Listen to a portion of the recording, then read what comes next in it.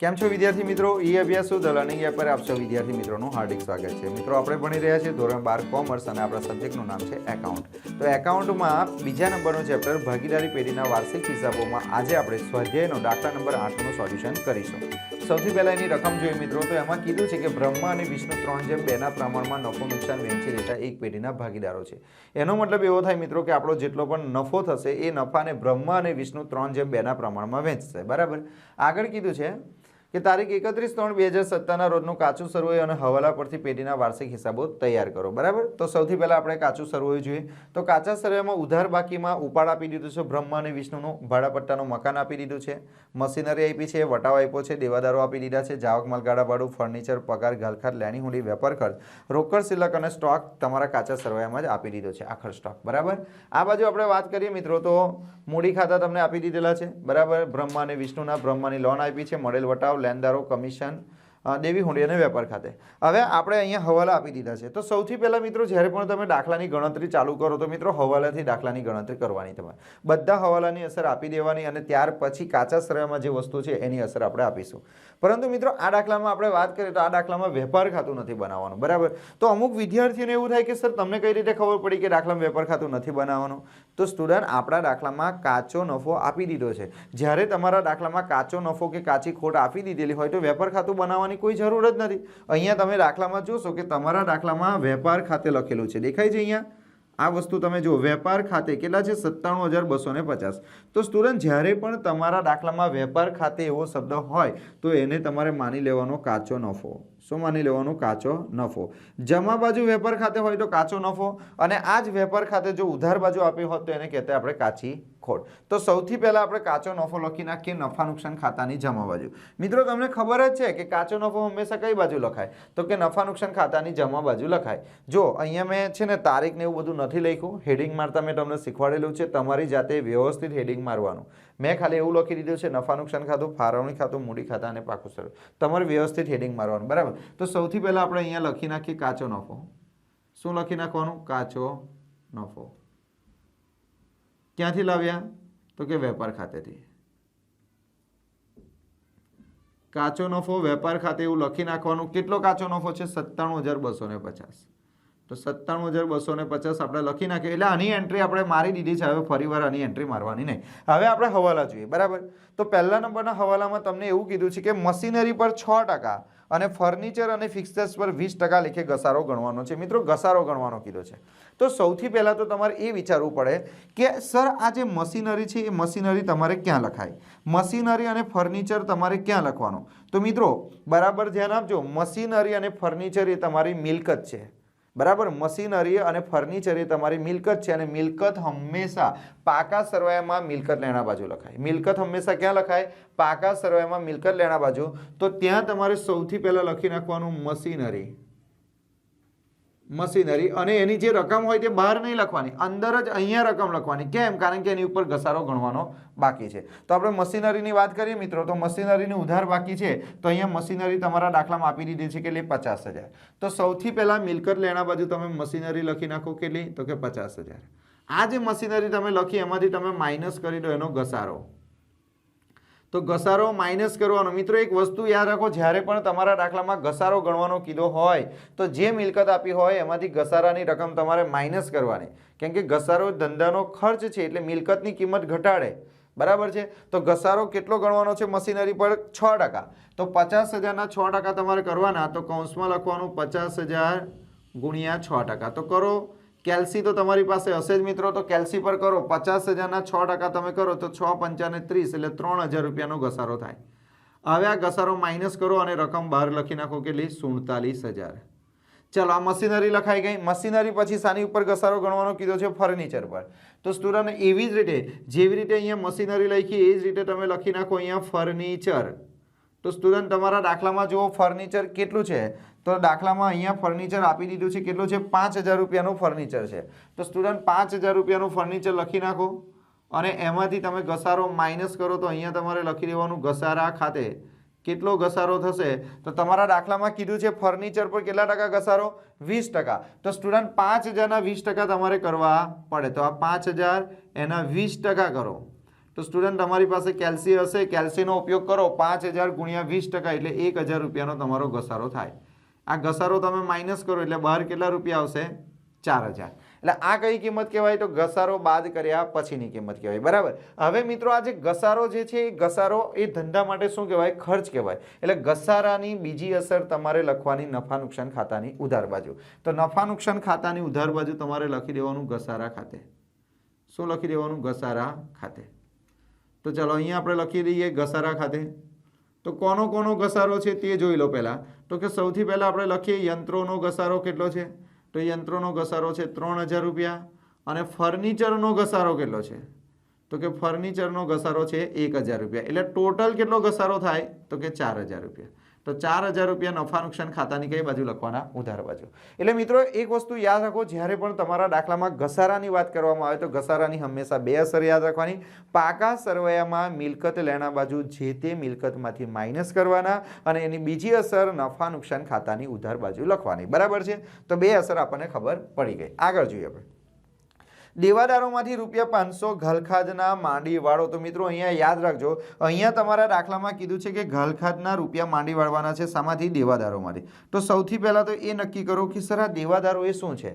તો સ્ટુડન્ટ દેવાદારો એ તમારી મિલકત છે. દેવાદારો એ તમારી શું છે? મિલકત. અને મિલકત હંમેશા પાકા સરવૈયામાં મિલકત લેણા બાજુ આવે. તો પાકા સરવૈયામાં મિલકત લેણા બાજુ સૌથી પહેલા તમારે લખી દેવાનું દેવાદારો. સૌથી પહેલા તમારે લખી દેવાનું દેવાદારો. દેવાદારો તમારા દાખલામાં કેટલા છે? તો કે 40000 રૂપિયાના દેવાદારો છે. તો દેવાદારોની કિંમત પહેલા લખી નાખો 40000. આ 40000 માંથી તમારે માઇનસ કરવાનું. શું માઇનસ કરવાનું? ઘલખાદ. પણ આ ઘલખાદ ક્યાં આપેલી છે? તો કે હવાલામાં આપેલી છે. તો હવાલામાં આપેલી ઘલખાદ તમારે માઇનસ કરવાની. તો ઘલખાદ કેટલી કીધી છે? તો દેવાદારોમાંથી 500 ઘલખાદના માંડીવાળો. એનો મતલબ એવો થાય કે દેવાદારો જે 40000 છે એમાંથી કેટલી ઘલખાદ થઈ? તો કે 500 રૂપિયાની ઘલખાદ થઈ. એનો મતલબ કે હવે આપણે કેટલા રૂપિયા લેવાના? 39500. અને સ્ટુડન્ટ આ જે ઘલખાદ છે એની બીજી અસર તમારે નફા નુકસાન ખાતાની કઈ બાજુ લખવાની? ઉધાર બાજુ. પરંતુ જ્યારે પણ તમે નફા નુકસાન ખાતાની ઉધાર બાજુ ઘલખાદ લખો તો તમારે એક ફોર્મેટ યાદ રાખવાનું. કયું ફોર્મેટ યાદ રાખવાનું? અહીં ધ્યાન આપજો. સૌથી પહેલા તમારે ઘલખાદ લખવાની ઘલખાદ. પણ આ ઘલખાદ તમારે કઈ લખવાની? કાચા સરવૈયાની લખવાની. કઈ લખવાની? કાચા સરવૈયાની. તો કાચા સરવૈયાની ઘલખાદ લખ્યા પછી તમારે લખવાનું ઘલખાદ. ઘલખાદ ફરીથી ઘલખાદ લખવાની, પણ એ કઈ ઘલખાદ લખવાની? હવાલાની લખવાની. એટલે પહેલા ઘલખાદ કાચા સરવૈયામાં જે આપી હોય તે લખવાની, પછી હવાલામાં જે ઘલખાદ આપેલી હોય તે લખવાની. એમાં તમારે પ્લસ કરવાનું ઘલખાદ અનામત. ઘલખાદ અનામત તમારે પ્લસ કરવાની કઈ? હવાલાની. અને આ ત્રણનું તમારે ટોટલ કરવાનું અને એ ટોટલમાંથી તમારે માઇનસ કરવાની ઘલખાદ અનામત કાચા સરવૈયાની. તો સ્ટુડન્ટ આ ફોર્મેટ તમારે યાદ રાખવાનું. આ ફોર્મેટ તમારે યાદ રાખવાનું મિત્રો. ફરીવાર કહી દઉં છું, યાદ રાખો કે પહેલા તમારે લખવાનું ઘલખાદ ક લખવાનું, પછી વત્તા ઘલખાદ હ લખવાનું, પછી વત્તા ઘલખાદ અનામત હવાલાની લખવાની અને આ ત્રણનું ટોટલ કરવાનું અને ઘલખાદ અનામત કાચા સરવૈયાની શું કરવાનું? માઇનસ. તો ચાલો સૌથી પહેલા આપણે એક કામ કરીએ, ઘલખાદ કાચા સરવૈયાની શોધીએ. તો ઘલખાદ કાચા સરવૈયાની કેટલી છે? તો કે 1200 રૂપિયા છે. તો 1200 રૂપિયા અહીંયા આપણે લખી દઈએ ઘલખાદ કોના. પછી હવાલાની ઘલખાદ કેટલી આવી? તો હવાલાની ઘલખાદ તમારી કેટલી છે? તો કે 500 રૂપિયા છે. તો અહીંયા ઘલખાદ હવાલાની આપણે લખવાની 500. ચાલો ઘલખાદ અનામત હવાલામાં છે. તો હવાલામાં ઘલખાદ અનામત છે કોઈ જગ્યા પર? તો કે ના સર નથી. તો અહીંયા શું કરવાનું? ડેશ કરવાનું. તો 1200 અને 500 કેટલા થાય? 1700. પછી અહીંયા જુઓ શું કીધું છે? ઘલખાદ અનામત કાચા સરવૈયાની. તો કાચા સરવૈયામાં ઘલખાદ અનામત કઈ બાજુ હોય? જમા બાજુ હોય. તો ઘલખાદ અનામત જમા બાજુ છે નથી. તો ત્યાં શું કરી દેવાનું? ડેશ કરી દેવાનું. એટલે બહાર રકમ કેટલી થઈ જાય? 1700. બોલો આટલું ખબર પડી? તો મિત્રો ઘલખાદ વાળો જ્યારે હવાલો હોય તો તમારે યાદ રાખવાનું, જે ઘલખાદ હોય એ પાકા સરવૈયામાં મિલકત લેણા બાજુ દેવાદારોમાંથી શું કરવાનું? માઇનસ કરવાનું અને એની બીજી અસર નફા નુકસાન ખાતાની ઉધાર બાજુ તમારા ફોર્મેટ બનાવવાનું. બરાબર? ફોર્મેટ તો યાદ રહેશે ને? ઘલખાદ ક વત્તા ઘલખાદ હ વત્તા ઘલખાદ અનામત હ અને માઇનસ ઘલખાદ અનામત ક. ચાલો આગળ. બે હવાલા પતી ગયા. બ્રહ્મા અને વિષ્ણુને અનુક્રમે 5000 4000 વાર્ષિક પગાર આપવાનો છે. મિત્રો અહીંયા ધ્યાન આપજો. અહીંયા તમને એવું કીધું છે બ્રહ્મા અને વિષ્ણુ. તો સ્ટુડન્ટ આ જે બ્રહ્મા અને વિષ્ણુ જે છે એ કોણ છે? તો કે ભાગીદારો છે. બરાબર? એક કામ કરવાનું મિત્રો, આ હવાલો આપતા પહેલા તમારા દાખલામાં જે મૂડી આપેલી છે ને એ મૂડીની અસર આપી દેવાની. મૂડી હંમેશા મૂડી ખાતાની જમા બાજુ લખાય. તો સૌથી પહેલા મૂડી ખાતાની જમા બાજુ લખી દેવાનું. બાકી આગળ લાવ્યા શરૂઆતની મૂડી બાકી આગળ લાવ્યા શરૂઆતની મૂડી બ્રહ્માની મૂડી કેટલી છે 55,000 રૂપિયા છે અને વિષ્ણુની મૂડી કેટલી છે તો કે 45,000 રૂપિયાની મૂડી છે એવી રીતે આ બાજુ 45,000 રૂપિયાની મૂડી લખી દેવાની એ જ રીતે મિત્રો તમારા દાખલામાં ઉપાડ આપેલો હોય તો ઉપાડ આ બાજુ તમારે લખી દેવાનો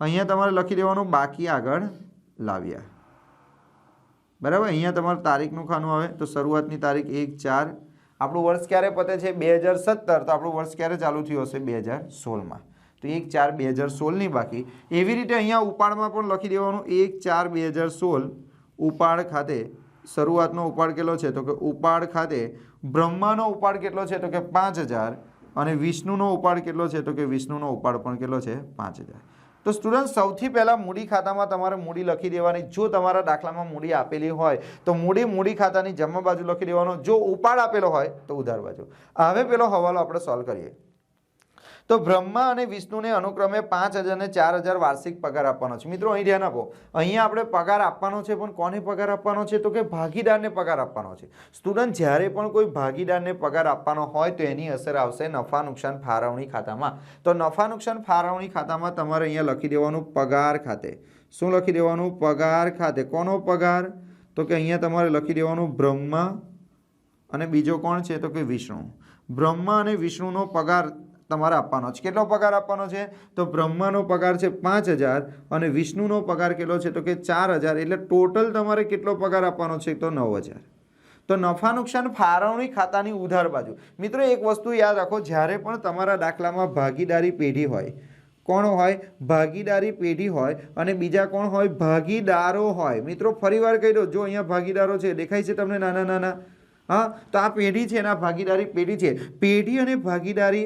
પેઢી અને ભાગીદારો વચ્ચેના જે ટ્રાન્ઝેક્શન હોય આ બધાની જે અસર હોય એ અસર તમારે ક્યાં આપવાની નફા નુકસાન ફાળવણી ખાતામાં એક વસ્તુ ફરીવાર યાદ રાખો આ ભાગીદારી પેઢી છે ભાગીદારી પેઢી અને ભાગીદારો વચ્ચે જેટલા પણ ટ્રાન્ઝેક્શન હોય જેમ કે ભાગીદારોને પગાર આપ્યો ભાગીદારને બોનસ આપ્યું ભાગીદારને કમિશન આપ્યું ભાગીદારને મેન્ટન આપ્યું ભાગીદારને મૂડી પર વ્યાજ આપ્યું મૂડી પર વ્યાજ આપ્યું ઉપાડ પર વ્યાજ આપ્યું એટલે કહેવાનો મતલબ કે આ ભાગીદારી પેઢી અને આ ભાગીદારો વચ્ચે કોઈ પણ ટ્રાન્ઝેક્શન થાય તે બધાની અસર તમારે ક્યાં આપવાની ફાળવણી ખાતામાં અને આ જે પગાર છે એની બીજી અસર મૂડી ખાતાની જમા બાજુ લખી દેવાનું તમારે 31/3/2017 શું લખીશો તો કે પગાર ખાતે કોનો પગાર છે તો કે બ્રહ્માનો 5,000 રૂપિયા પગાર અને વિષ્ણુનો કેટલો તો કે 4,000 રૂપિયા પગાર ચાલો આટલું થઈ ગયું તો કે હા સર હવે આપણે આગળ વધીએ ચોથા નંબરનો હવાલો છે તો ચોથા નંબરના હવાલામાં એવું કીધું ₹500 કમિશનના મળવાના બાકી છે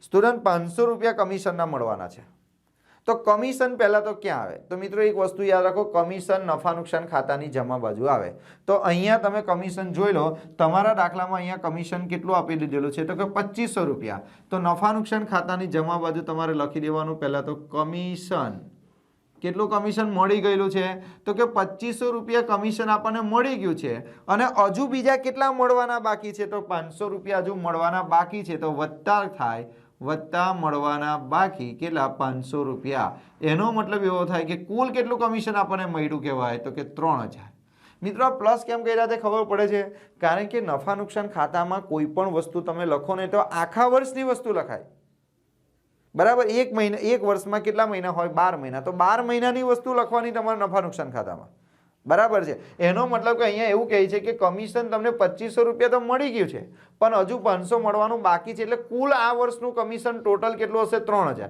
3,000માંથી 2,500 મળ્યા અને 500 રૂપિયા મળવાના બાકી છે એટલે ટોટલ કેટલું કમિશન તો કે 3,000 બરાબર છે ને મળવાનું બાકી એટલે આપણી મિલકત કહેવાય તો મિલકત લેના બાજુ લખવાનું મળવાનું બાકી કમિશન કેટલું મળવાનું બાકી કમિશન છે તો કે 500 રૂપિયા ચાલો થઈ ગયું ત્યાર પછી આપણે આગળ જોઈએ સ્ટુડન્ટ પાંચમા નંબર પગારના ₹3,000 ચૂકવવાના બાકી છે મિત્રો પગાર એ આપણા માટે ખર્ચ કહેવાય પરંતુ અહીં કયો પગાર એવું કંઈ કીધું છે ભાગીદારનો પગાર છે કોનો પગાર છે એવું કંઈ કીધું છે તો કે ના સર નથી કીધું એટલે આપણે એવું માની લેવાનું કે ધંધાનો ખર્ચ છે એટલે નફા નુકસાન ખાતામાં તમારે લખવું પડશે તો નફા નુકસાન ખાતામાં પહેલા પગાર લખો પગાર તો તમારા દાખલામાં જુઓ પગાર કોઈ જગ્યા પર આપ્યો હશે તો કંઈ આપી દીધો છે પગાર કેટલો છે 7,500 સ્ટુડન્ટ નફા નુકસાન ખાતામાં જે પગાર આપ્યો છે એનો મતલબ શું થાય? તો કે નફા નુકસાન ખાતામાં જે પગાર આપ્યો છે એનો મતલબ એવો થાય કે એટલો પગાર તમે ચૂકવી દીધો છે. એનો મતલબ કે પગાર 7,500 રૂપિયા તમે ચૂકવી દીધો છે અને હજુ કેટલો ચૂકવવાનો બાકી છે? તો ચૂકવવાનો બાકી 3,000 છે. તો વત્તા તમારે કરવા પડે, વત્તા ચૂકવવાનો બાકી પગાર કેટલો? તો કે 3,000 રૂપિયા હજુ ચૂકવવાના બાકી છે. એટલે ટોટલ કેટલો પગાર? 10,500.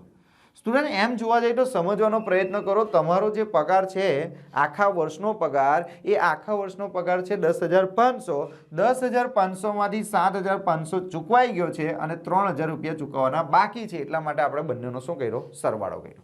બરાબર છે મિત્રો, સમજવાનો પ્રયત્ન કરજો. ચૂકવવાનો બાકી પગાર, નહીં તો શોર્ટકટ તમે યાદ રાખો, જ્યારે પણ તમારા દાખલામાં બાકી શબ્દ આવે તો તમારે શું કરવાનું? પ્લસ, અને અગાઉ શબ્દ જ્યારે તમારા દાખલામાં આવે તો તમારે શું કરવાનું? માઇનસ. પણ મિત્રો આ તો એક પ્રકારની ગોખણપટ્ટી થઈ. સમજવાનો પ્રયત્ન કરો કે જે નફા નુકસાન ખાતું તમે જે બનાવો એ નફા નુકસાન ખાતામાં કોઈ પણ પ્રકારનો ખર્ચો લખો કે કોઈ પણ પ્રકારની આવક લખો, આખા વર્ષની લખાય, આખા વર્ષની લખાય. માની લો એક એક્ઝામ્પલ તરીકે હું તમને એવું કહું કે આપણું વર્ષ ચાલુ થયું 1/4/2016.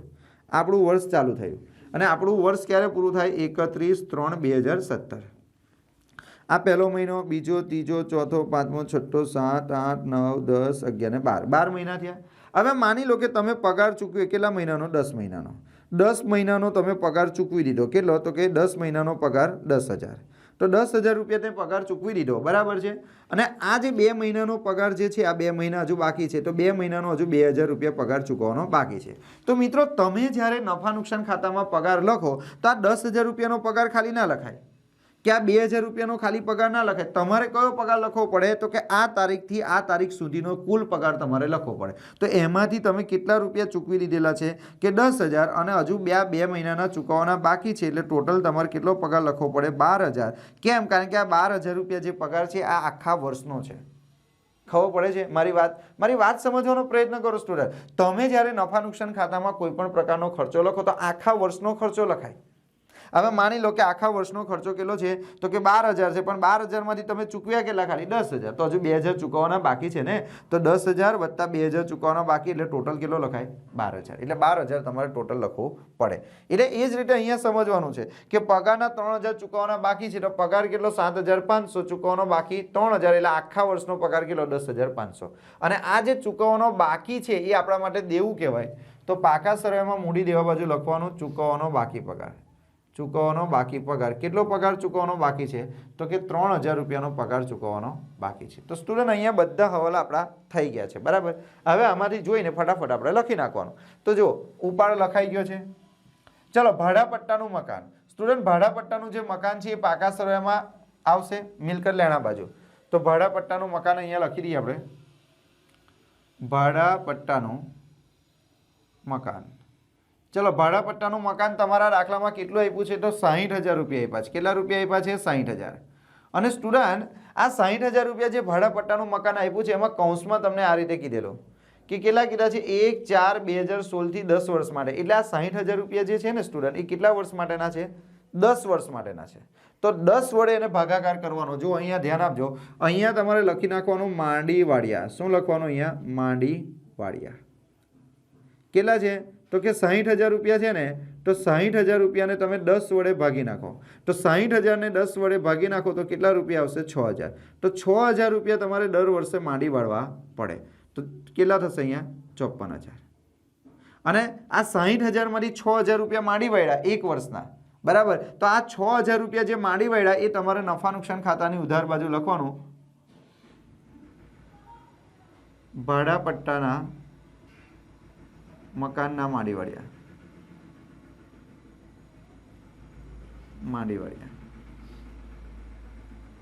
ચાલો, થઈ ગયું. ત્યાર પછી જુઓ તમને શું કીધું છે? વટાવ. વટાવ ક્યાં લખાય? નફા નુકસાન ખાતાની ઉધાર બાજુ લખાય. તો અહીંયા તમારે લખી દેવાનું આપેલ વટાવ. આપેલ વટાવ. કેટલો વટાવ છે? આપેલ વટાવ તો 350. ચલો, વટાવ પછી આપણે જોઈએ જાવક માલ ગાડા ભાડું. જાવક માલ ગાડા ભાડું નફા નુકસાન ખાતાની કઈ બાજુ? ઉધાર બાજુ. તો અહીંયા લખી દેવાનું જાવક માલ ગાડા ભાડું. તો જાવક માલ ગાડા ભાડું કેટલું છે? તો કે જાવક માલ ગાડા ભાડું 1,200 રૂપિયા છે. કેટલું છે? 1,200 રૂપિયા. ચાલો ફર્નિચર અને ફિક્સર્સ આવી ગયું, પગાર આવી ગયું, ગલખાત આવી ગયું, લેણી હુંડી. સ્ટુડન્ટ આ જે લેણી હુંડી છે એ આપણા માટે મિલકત કહેવાય, એટલે પાકા સરવાળામાં મિલકત લેણા બાજુ લખી દેવાનું લેણી હુંડી. લેણી હુંડી તો લેણી હુંડી કેટલી છે તો કે 20,000 રૂપિયાની લેણી હુંડી છે, તો 20,000ની લેણી હુંડી પણ લખી નાખી. લેણી હુંડી પછી તમારા દાખલામાં આપ્યું છે વેપાર ખર્ચ. મિત્રો આ વસ્તુ ખાસ સમજો, જ્યારે પણ તમારા દાખલામાં વેપાર ખર્ચ આપ્યું હોય તો અહીં સમજો ફક્ત વેપાર ખર્ચ આપેલો હોય, ફક્ત વેપાર ખર્ચ આપેલો હોય. જો જ્યારે પણ તમારા દાખલામાં ફક્ત વેપાર ખર્ચ આપેલો હોય તો તમારે ક્યાં લખવાનું? નફા નુકસાન ખાતાની ઉધાર બાજુ. મિત્રો આને બરાબર સમજો. ઘણા બધા વિદ્યાર્થીઓ ભૂલ કરે છે, જ્યારે પણ તમારા દાખલામાં ખાલી વેપાર ખર્ચ શબ્દ કીધો હોય તો નફા નુકસાન ખાતાની ઉધાર બાજુ હોય, પરંતુ જ્યારે તમારા દાખલામાં વેપાર ખર્ચ અને ઓફિસ ખર્ચ, વેપાર ખર્ચ અને ઓફિસ ખર્ચ બંને આપેલ હોય, બંને આપેલ હોય. મિત્રો સમજવાનો પ્રયત્ન કરજો. જ્યારે તમારા દાખલામાં વેપાર ખર્ચ પણ આપ્યો હોય અને ઓફિસ ખર્ચ પણ તમારા દાખલામાં આપ્યો હોય તો વેપાર ખર્ચ વેપાર ખાતાની કઈ બાજુ? ઉધાર બાજુ. અને ઓફિસ ખર્ચ નફા નુકસાન ખાતાની કઈ બાજુ? તો કે ઉધાર બાજુ. મિત્રો સમજવાનો પ્રયત્ન કરવાનો, એટલે બરાબર છે, ગોખણપટ્ટી ના કરો. અહીંયા મેં તમને જે કીધું તે યાદ રાખો કે ખાલી વેપાર ખર્ચ આપ્યો હોય તો ખાલી વેપાર ખર્ચ આપેલો હોય તો નફા નુકસાન ખાતાની ઉધાર બાજુ આવે. પણ અમુક વાર એવું હોય કે કાચા સર્વેમાં વેપાર ખર્ચ પણ આપ્યો હોય અને ઓફિસ ખર્ચ પણ આપ્યો હોય તો વેપાર ખર્ચ વેપાર ખાતાની ઉધાર બાજુ જાય અને ઓફિસ ખર્ચ નફા નુકસાન ખાતાની ઉધાર બાજુ જાય. પણ જો ખાલી વેપાર ખર્ચ હોય તો નફા નુકસાન, એટલે નફા નુકસાન ખાતાની ઉધાર બાજુ તમારે લખી દેવું પડશે વેપાર ખર્ચ. કેમ? કારણ કે ઓફિસ ખર્ચ આપેલો નથી. તો વેપાર ખર્ચ કેટલો છે? 5,900. ચાલો આગળ વધીએ. રોકડ શિલ્લક. રોકડ શિલ્લક પાકા સરવાળામાં મિલકત લેણા બાજુ જશે. તો રોકડ શિલ્લક તમારા દાખલામાં કેટલી આપેલી છે તે જોઈ લો. તો રોકડ શિલ્લક છે 6,000 રૂપિયા. અને સ્ટોક, સ્ટુડન્ટ સ્ટોક છે, પરંતુ આ કયો સ્ટોક છે? છેવટનો. જો 31/3/2017 આપણું વર્ષ ક્યારે પૂરું થાય? 31/3/2017. આખર માલનો સ્ટોક છે. ને મિત્રો આખર માલનો સ્ટોક કાચા સરવૈયામાં આપ્યો હોય તો એની એક જ અસર મિલકત લેણા બાજુ. તો આખર સ્ટોક જ્યારે કાચા સરવૈયામાં આપેલો હોય તો એની એક જ અસર થાય મિલકત લેણા બાજુ. તો લખી નાખો કેટલા? 73,000. ચાલો એટલે આ બાજુનું બધું પતી ગયું. પેલી બાજુ મૂડી આવી ગઈ બ્રહ્માની લોન. તો બ્રહ્માની લોન એ આપણા માટે દેવું કહેવાય. તો દેવું ક્યાં લખવાનું? મૂડી દેવા બાજુ. અહીંયા લખી દેવાનું તમારે બ્રહ્માની લોન. બ્રહ્માની લોન કેટલી છે તે જોઈ લો સ્ટુડન્ટ. તો બ્રહ્માની લોન છે 50,000. તો બ્રહ્માની લોન 50,000 છે ને એ બ્રહ્માની લોન તમે ક્યારે લીધેલી? 1/7/2016 લીધેલી છે. તો બ્રહ્માની લોન પર તમારે વ્યાજ પણ ગણવું પડશે અને ભાગીદારની લોન પર વ્યાજ કેટલા ટકા લખે ગણાય? 6% લખે. કેમ? કારણ કે દાખલામાં કોઈ જગ્યા પર કીધું જ નથી કે બ્રહ્માની લોન પર કેટલા ટકા વ્યાજ ગણવાનું, એવું કંઈ કીધું છે? સ્ટુડન્ટ જ્યારે પણ કોઈ ભાગીદારની લોન હોય અને એ ભાગીદારની લોન પર કેટલા ટકા વ્યાજ આપવાનું છે એવું કશું ના કીધું હોય તો તમારે 6% ગણવાના. બરાબર? તો હવે ચાલો સમજો.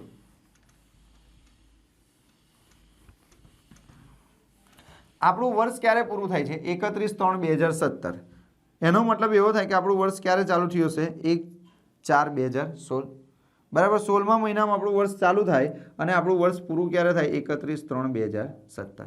તો જો આ ચોથો મહિનો પછી 5મો મહિનો આવે, 6ઠ્ઠો મહિનો આવે, 7મો મહિનો આવે, 8મો મહિનો આવે, 9મો મહિનો આવે, 10મો મહિનો આવે, 11મો મહિનો આવે, 12મો મહિનો આવે, પહેલો મહિનો આવે, બીજો મહિનો આવે ને આ ત્રીજો મહિનો આવે. બરાબર? તો અહીંયાથી લઈને અહીં સુધી ટોટલ કેટલા મહિના આવે? 12 મહિના. બરાબર? હવે આપણે બ્રહ્માની લોન કયા મહિનામાં લીધેલી? 7મા મહિનામાં. 7મા મહિનામાં એટલે આ 7મા મહિનામાં આપણે બ્રહ્માની લોન લીધી તો કેટલા મહિનાનું વ્યાજ ગણાય? જો 7 પછી 8 એટલે 1 9 બરાબર, 2 10 3 11 4 5 મહિના, 6 મહિના, 7 મહિના અને 8 મહિના.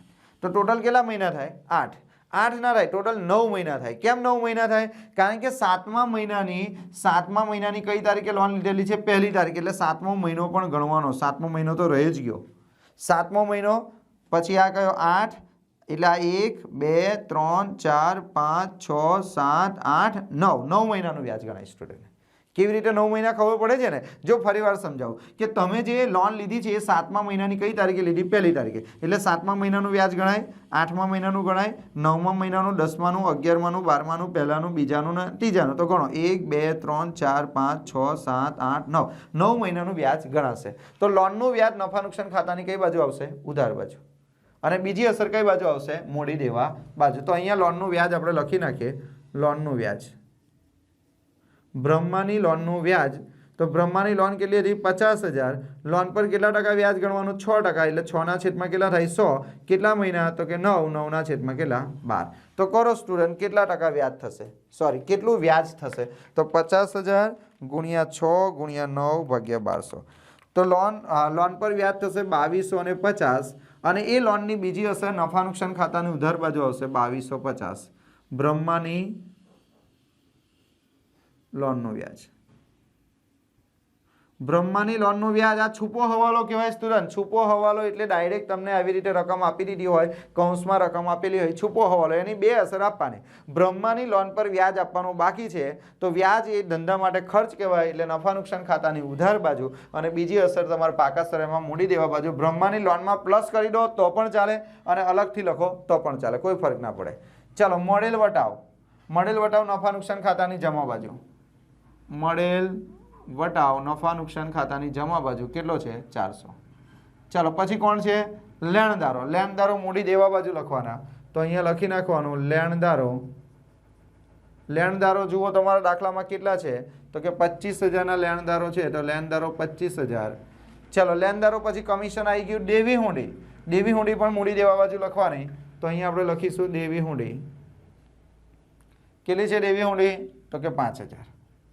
અને પછી છેલ્લે કોણ છે? તો કે વેપાર ખાતે. તો બધી એન્ટ્રી આવી ગઈ. હવે આપણે આનું ટોટલ કરીએ તો 97,250 વત્તા 3,000 વત્તા 400. તો આનું ટોટલ કરીએ તો કેટલું થશે? 1,06,50. અહીંયા લખી નાખીએ આપણે 1,06,50. બરાબર. માઇનસ કરીએ એમાંથી કેટલા છે? 4,000 રૂપિયા માઇનસ થઈ જશે. પછી 1,700 માઇનસ કરીએ, પછી 10,500, પછી 6,000 માઇનસ 350 માઇનસ 1200 માઇનસ 5,900 અને 22,50. તો ટોટલ અહીં 68,750 આવશે. 1,750. આ 68,750ને તમારે શું નામ આપવાનું? ચોખ્ખો નફો. કયો નફો? ચોખ્ખો નફો. ને સ્ટુડન્ટ, આ જે ચોખ્ખો નફો છે એ તમારે ક્યાં લઈ જવાનો? નફા નુકસાન ફાળવણી ખાતાની જમા બાજુ. તો નફા નુકસાન ફાળવણી ખાતાની જમા બાજુ લખી દેવાનું ચોખ્ખો નફો કેટલો? 68,750. હવે આનું આપણે ટોટલ કરીએ તો અહીંયા કેટલા આવે? 68,750. અહીંયા આપણે લખી નાખીએ કેટલા? 68,750. તો 68,750માંથી 9,000 રૂપિયા માઇનસ કરો તો તમારો નફો કેટલો આવશે? 59,750. 59,750. આ કયો નફો આવશે? વહેંચણી પાત્ર નફો. તો અહીંયા લખવાનું વહેંચણી પાત્ર નફો. વહેંચણી પાત્ર નફો. વહેંચણી પાત્ર નફો ક્યાં લઈ જવાનો? મૂડી ખાતામાં. કોનો કોનો નફો છે આ? તો કે બ્રહ્માનો. અને બીજો કોનો નફો? વિષ્ણુનો. તો આ જે નફો આવ્યો ને સ્ટુડન્ટ, આ નફો જે આવ્યો ને એને કયા પ્રમાણમાં વેચવાનો છે? તમારે 3:2. તો આને આપણે 3:2ના પ્રમાણમાં વેચીએ. 59,750. 59,750 એને કયા પ્રમાણમાં વેચવાનો છે? 3:2. એટલે 3:2. 3 ને 2 5. તો 5ને ક્યાં લખવાના? છેદમાં. તો ગુણ્યા 3/5. તો અહીં આવશે 35,850. બરાબર. અને અહીંયા આવશે 23,900. 23,900. એકવાર આપણે જોઈ લઈએ. બરાબર છે? બરાબર છે. ચાલો, 35,850. 35,850 અને પેલાનું આવશે 23,900. પતી ગયું. હવે આ જે બ્રહ્મા અને વિષ્ણુનો જે નફો આવ્યો એ એમના મૂડી ખાતાની કઈ બાજુ લખી દેવાનો? જમા બાજુ. 35,850 અને 23,900. અને શું કહેવાશે?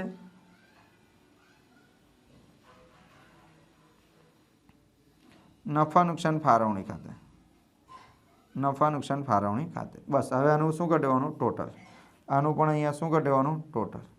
ચાલો, ટોટલ કરીએ તો કેટલા થશે? 55,000 વત્તા કેટલા 5000 વત્તા 35,850 એટલે અહીં થશે 95,850 અહીંયા આવશે 95,850 એમાંથી માઇનસ કરી દો 5,000 એટલે એમની મૂડી આવશે 90,850 આને કહેવાશે બાકી આગળ લઈ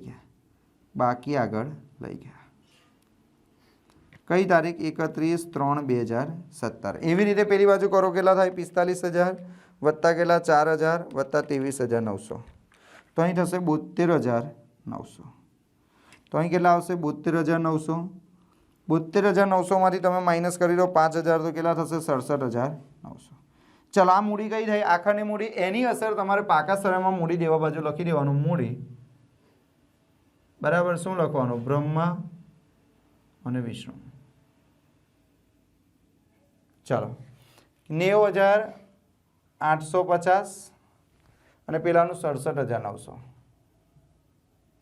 67,000 બરાબર 67,900 વત્તા 90,850 તો ટોટલ થશે 1,58,750 આ બધાનું ટોટલ કરી નાખીએ આપણે વત્તા 5,000 વત્તા 25,000 વત્તા 3,000 વત્તા 50,000 વત્તા 22,50 તો સ્ટુડન્ટ આનું ટોટલ થશે 2,44,000